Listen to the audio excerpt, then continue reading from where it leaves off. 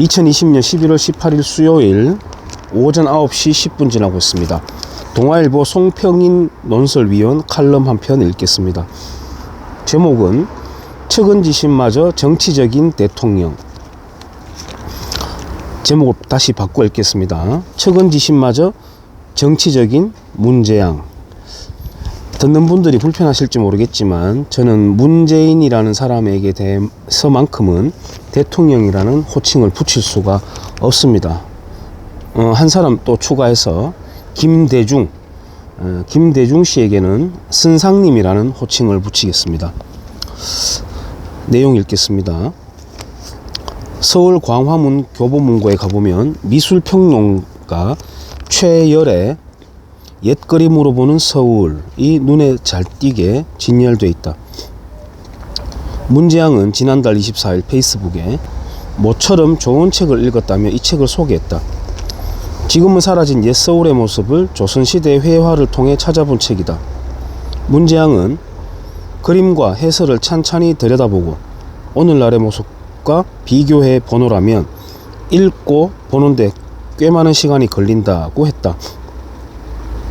부동산 정책은 수습 불가 상태로 가고 있어 집 없는 자들의 분통을 자아내고 추미애의 목불인견 추태는 끝날 기약 없이 이어지는 상황에서 실종된 서해 어업지도원에 대한 북한군의 잔혹한 사살까지 겹쳐 나라가 뒤숭숭했는데 문재양만 딴 세상에 살고 있는 듯한 한가한 책 추천이었다. 그 책은 최 씨가 8년 전 펴낸 옛 그림 따라 걷는 서울길을 확대 보완한 것으로 완전히 새로운 책이라 할 수 없다. 혼자만의 감상이면 모르되 추천으로서는 철지나도 한참 지난 소리를 한 셈이다. 북한의 천인공노할 짓에 대해 어업지도원의 아들이 문재양에게 진상규명을 호소하는 편지가 공개된 것이 지난달 5일이다. 문재양은 열흘쯤 뒤인 14일 답장을 보냈다. 답장은 손글씨로 쓴 것이 아니라 타이핑한 글에 전자서명한 것이었다. 세상에서 가장 바쁜 미국 대통령도 위로의 편지는 손글씨로 쓴다. 비서진이 써준 걸 옮겨 적더라도 그렇게 하는 게 예의다. 손편지 하나 쓸 여유가 없었던 문재양이 자신이 사는 청와대와 그 주변이 조선시대에는 어떻게 생겼는지에 대해서는 왜 그렇게 호기심이 컸던지 문재양이 스스로 표현한 대로 읽고 보는데 꽤 많은 시간이 걸리는데도 그렇게 한 모양이다. 실은 손편지를 쓸 여유가 없었던 것이 아니라 손편지를 쓸 마음이 없었던 것으로 보인다. 지난해 2월 문재양은 2012년 MBC 파업을 주도하다 해직된 뒤 암 투병 중인 MBC 이용마 기자를 직접 병문안했다. 2012년 MBC 파업을 의미 있게 기억하는 사람이 얼마나 되는지도 의문이고 그 의미마저도 논란이 있다. 그런 일로 대통령이 한 개인을 공개적으로 병문안하는 일은 흔치 않다. 이 기자를 향한 문재양의 각별한 배려를 높이 평가할수록 어업지도원의 아들에게 손편지 한 장 쓰지 않은 몰인정함과의 차이는 더 극명해진다. 사람이 누군가를 딱하게 여기는 감정은 정치적 입장과는 큰 상관이 없다. 그래서 측은지심은 인지상정이다.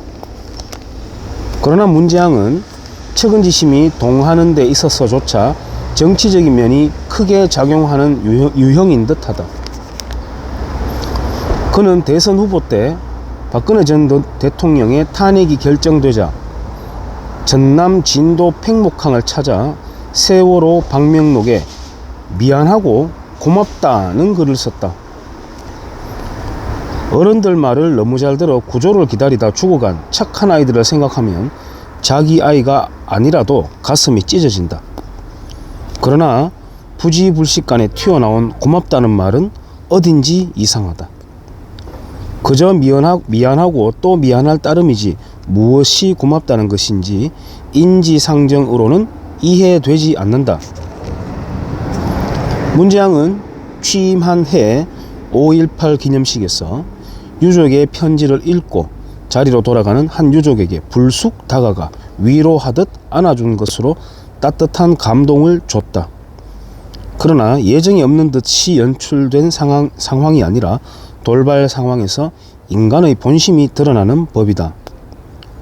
올 3월 서해 수호의 날 기념식에서 천안함 폭침 전사자의 어머니가 분향하려는 문지양에게 다가가 천안함 폭침이 누구 소행인지 말씀 좀 해달라고 부탁했을 때 그 어머니를 쏘아보던 눈빛은 차가웠다. 그 차가운 눈빛은 김정숙 여사의 눈빛이죠. 2017년 러시아 혁명 100년에 맞춰 나온 레닌, 인간, 독재자, 테러의 대가란 책을 읽고 있다.